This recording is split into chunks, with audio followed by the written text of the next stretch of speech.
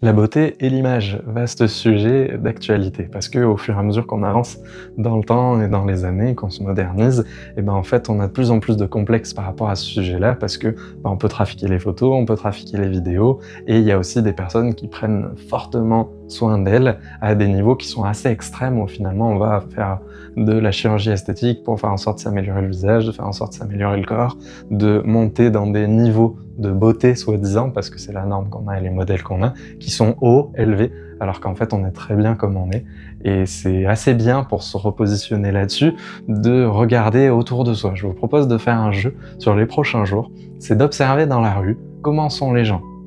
Visage, corps, taille, poids, cheveux, peau, et de vous comparer, d'observer comment sont les gens en termes de beauté. Vous allez voir que tout d'un coup, ça va vous recadrer et ça va faire en sorte que vous vous sentiez beaucoup plus à l'aise avec cet élément-là, cette notion-là, qui est vraiment pas facile à gérer. Parce qu'en fait, si on se compare aux top modèles qu'on voit à la télé, qui sont hyper musclés, qui ont les dents parfaites, le regard parfait, la peau parfaite, les cheveux parfaits, et ben déjà, il peut y avoir du trucage, du montage avec les photos, avec les filtres, avec l'intelligence artificielle, avec les vidéos. Du coup, on est biaisé et finalement, on a l'impression que c'est ça la normale, surtout qu'on est très souvent sur nos téléphones et sur tous ces modèles-là qu'on nous projette dans la tête. On voit des affiches publicitaires dans la rue. C'est assez complexe quand même l'image de nos jours. Beaucoup de gens qui sont en souffrance par rapport à ça. Donc faites ce jeu-là pendant quelques jours, observez, juste regardez, comparez-vous en termes de beauté, d'image par rapport aux gens qui sont autour de vous. Vous allez voir que ça va vous faire beaucoup de bien, ça va vous redonner confiance.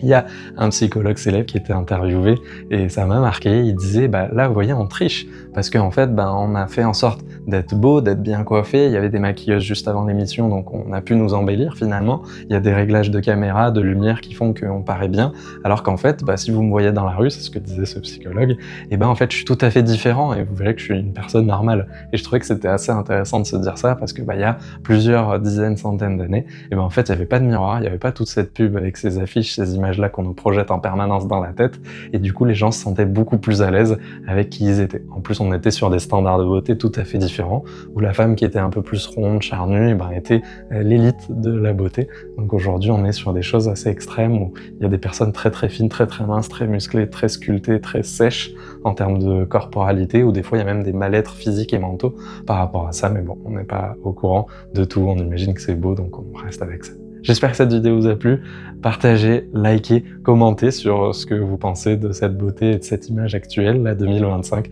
qu'on nous projette un peu partout, les standards de comment il faut être, comment il faut se faire beau, en tout cas où il y a de plus en plus de gens qui font recours à la chirurgie esthétique, donc ça fait se questionner aussi je trouve quand même. Et sinon je vous dis à très bientôt pour une prochaine vidéo.